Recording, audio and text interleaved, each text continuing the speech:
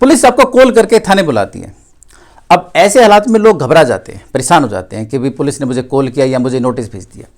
अब ऐसी सिचुएशन में इंसान को क्या करना चाहिए, आज बात करते हैं इसी टॉपिक के बारे में। अगर पुलिस आपको कॉल करती है या नोटिस देती है, थाने बुलाती है, तो ऐसे में आपको क्या करना चाहिए।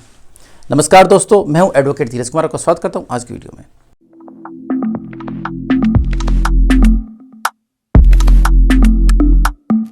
दोस्तों देखिए, अगर आपके पास कोई पुलिस वाला नोटिस लेकर आता है और आप उस घर में नहीं रहते हैं या फैमिली मेंबर ने आपको डिसोन किया हुआ है, ऐसे हालात में तो मना करना है कि भी वो इंसान यहाँ नहीं रहता है तो हम ये नोटिस उसका नहीं लेंगे। लेकिन अगर आपके पास कोई कॉल आती है तो कॉल को काटना नहीं है, परेशान नहीं होना है। ये नहीं है कि आप किसी और से बात करने के लिए गए, नहीं, सामने साफ स्पष्ट बात कीजिए। ये कहिए, हाँ भी बताइए आपको प्रॉब्लम क्या है, किस लिए आपने मुझे कॉल किया है, आप मुझे थाने क्यों बुलाना चाहते हैं, किस केस में बुलाना चाहते हैं। और सबसे पहले आप ये पूछेंगे कि भाई आपका नाम क्या है, आपकी पोस्ट क्या है। देखिए, कोई भी पुलिस वाला अगर कॉल करता है तो सबसे पहले उसको रोज़ नामचे में लिखना होता है कि भाई मैं अपना ये काम आज कर रहा हूँ। कोई भी केस उसके पास आता है, एक केस डायरी मिलती है, उस केस डायरी के अकॉर्डिंग उसको लिखना पड़ता है मैंने इस केस में ये काम किया, किसी को कॉल किया, किसी को बुलाया, कोई मीटिंग की, कहीं एविडेंस के लिए गया। और अगर किसी को नोटिस करता है तो अपनी वो पर्सनल केस डायरी में भी लिखता है।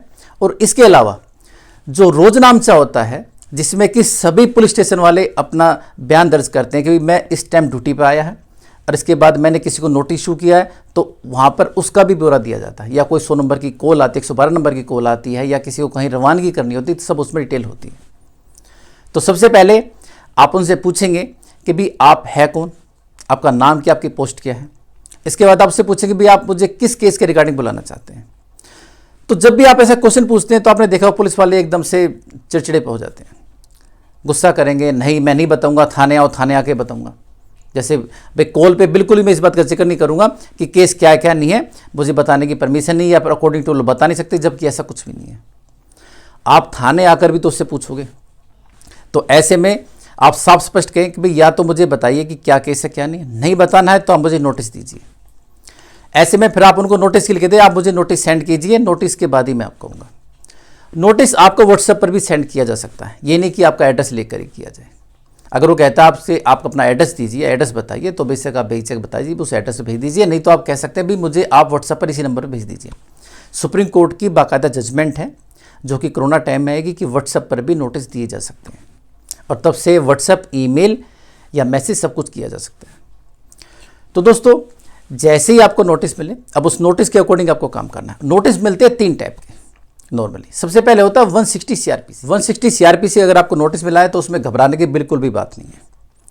देखिए, इस नोटिस में आपको सिर्फ बयान दर्ज करने के लिए बुलाया जाता है कि भाई कोई इंसिडेंट हुआ है तो उसके बारे में आप बताइए, अपने बयान दर्ज करवाइए। जैसे कि सपोज कीजिए कोई एक्सीडेंट हुआ है, आप वहाँ पर विटनेस थे, गवाह थे, तो एज ए विटनेस आपको कॉल किया जाता है कि आप मुझे बताइए कि भाई इसमें क्या क्या बातें हुई।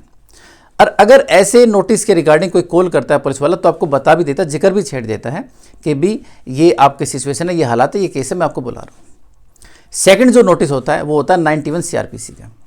91 सीआरपीसी का नोटिस आपको दिया जाता है कि आप कोई डॉक्यूमेंट या कोई ऐसा सामान है जो आपके पास है जिसकी पुलिस को रिक्वायरमेंट है, पुलिस उसके लिए आपको बुलाती है। नॉर्मली सपोज कीजिए जैसे कि आप वाइफ हैं, आपने केस किया, एफआईआर की हुई है, और पुलिस आपसे डिमांड करती है कि भी आप अपनी स्त्री धन की लिस्ट दीजिए, उसके लिए भी आपको 91 का सीआरपीसी का नोटिस मिल सकता है।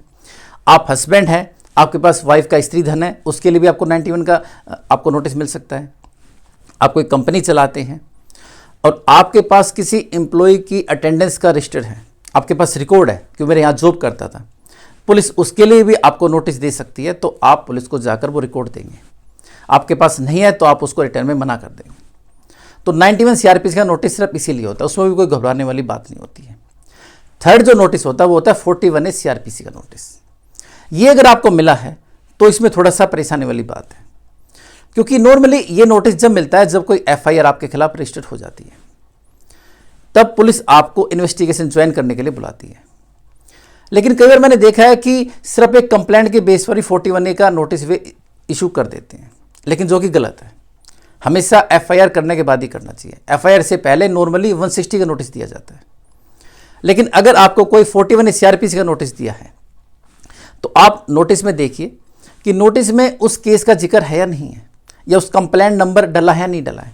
अगर वो नहीं है तो आप उसको रिवर्ट करके कह सकते हैं कि भी आपने जो नोटिस मुझे सेंड किया या भेजा है उसमें प्रॉपर इन्फॉर्मेशन नहीं है। आप आरटीआई लगाकर भी डिटेल ले सकते हैं केस की, लेकिन कई बार आरटीआई को डिनाई कर दिया जाता है कि भी अभी इन्वेस्टिगेशन चल रही है तो हम नहीं बताएंगे, वो पुलिस का अपना राइट होता है। ऐसे में अपने वकील साहब से कॉन्टैक्ट कीजिए, कॉन्टैक्ट करके पता करवाइए कि कोई एफआईआर रजिस्टर हुई है या नहीं हुई है। तो इस प्रकार से आप पता कर सकते हैं कि कोई केस या कंप्लेंट मेरे खिलाफ है या नहीं है। अगर कोई भी केस आपको उसमें पता लग जाता है कि ये केस या एफआईआर रजिस्टर मेरे खिलाफ हो रखी है, उसमें अगर 7 साल तक की कम सजा है, तो ऐसे में पुलिस की पावर होती है, वो आपको विदाउट अरेस्ट भी चार्जशीट फाइल कर सकता है। आपको अरेस्ट नहीं करे, विदाउट अरेस्ट भी चार्जशीट कोर्ट पे फाइल हो सकती है। 7 साल से ज़्यादा की सजा है तो ऐसे में पुलिस आपको अरेस्ट करेगी करेगी। अगर भाई आपको लगता है कि पुलिस ने पैसे खाए हुए हैं या अपोजिट पार्टी के इन्फ्लुएंस में है, और ऐसे में मैं अगर इन्वेस्टिगेशन ज्वाइन करने के लिए गया और बेशक 7 साल से कम की सजा है, तो पुलिस मेरे को अरेस्ट करेगी करेगी। तो ऐसे में आपको एंटिसिपेटरी बेल सेशन कोर्ट में अप्लाई करनी है। तो ऐसे में आपने वकील साहब के थ्रू सेशन कोर्ट में बेल अप्लाई करेंगे। 41A CRPC का जो आपको नोटिस मिला है उसको आप भी चैलेंज करते हैं कि मुझे ये नोटिस मिला है और मुझे अप्रीहेंशन है कि मुझे पुलिस अरेस्ट कर सकती है। तो जज साहब से रिक्वेस्ट है कि मुझे एंटिसिपेटरी बेल दी जाए। अब ऐसे में कोर्ट आपको कहती है कि भाई मैं आपको बेल क्यों दूं, आप जाकर इन्वेस्टिगेशन ज्वाइन कीजिए, पुलिस को जरूरत होगी तो अरेस्ट करेगी, नहीं जरूरत होगी तो नहीं अरेस्ट करेगी, छोड़ देगी आपको, मैं आपको बेल क्यों दूं। तो ऐसे में आपको कहना भाई अगर इनको मुझे अरेस्ट करने की जरूरत है तो ये मेरे घर पे आते, डायरेक्ट छापा मारते, या फिर पुलिस वाले के थ्रू मुझे नोटिस भिजवाते, या अगर नोटिस भाई मेरे को ऑनलाइन नहीं भेजते। लेकिन अगर नोटिस आपको किसी पुलिस वाले के थ्रू घर पर ही मिला है तो आप ये कह सकते हैं कि जज साहब मुझे नेक्स्ट डेट जो भी आप दे उसके बीच में इंटरिम बेल दे दे, इन्वेस्टिगेशन मैं ज्वाइन कर लेता हूँ थाने जा करके या जहाँ भी ये कहें, इसके बाद अगर इनको अरेस्ट करने की जरूरत होगी ये कोर्ट में बता देंगे मुझे, तब मैं अपनी जो परमानेंट बेल है उसके लिए अप्लाई कर लूँगा। इस तरह से आपको अपना पक्ष करना है और इस तरह से आपको इंटरिम बेल लेनी है कि भी नेक्स्ट डेट के बीच में मेरे को आप कोर्ट प्रोटेक्शन दे कि मुझे अरेस्ट नहीं किया जाएगा और ये इन्वेस्टिगेशन कर ले। इसके बाद आपके सामने रिपोर्ट रखें।